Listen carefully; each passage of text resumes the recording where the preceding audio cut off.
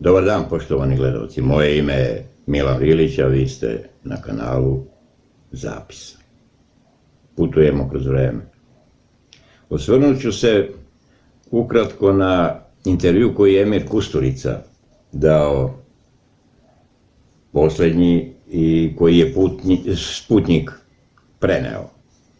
Jedan vrlo, vrlo kvalitetan intervju i posebno mi je drago što je uočio nešto što i ja govorim sve vreme, a to je da u Srbiji ima izuzetnih ljudi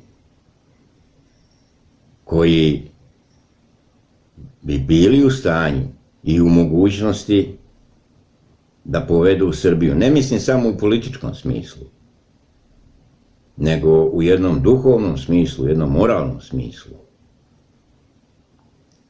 Da imamo ljudske kapacitete koji su u stanju da ovo društvo uzdignu na jedan sasvim novi nivo i jedan novi kvalitet. I to je potpuno tačno. No oni, za sad, treba ih tražiti ko nekada davno onaj Čika, kada je svećom išao pa tražio po gradu. Šta da radimo?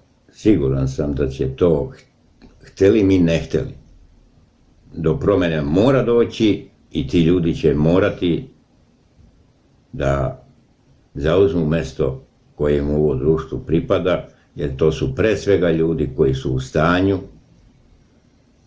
da se uzdignu iznad proseka, iznad žabokrečine, koji su u stanju da percipiraju malo šire svet oko sebe i da nam svima pomognu da kroz sve ovo, kroz šta prolazimo, prođemo lakše. U tom intervjuu jedan deo mi je bio posebno interesantan, podsjetio me i vidite kako je to lepo kad postoje te sinergije, različite glave, različita mišljenja.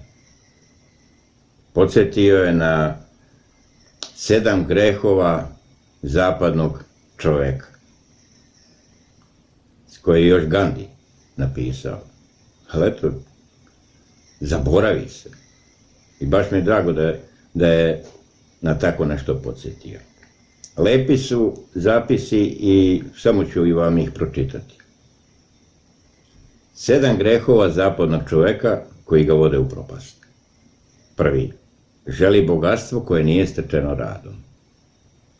Drugo, želi uživanje bez savesti. Treće, odvaja znanje od poštenja.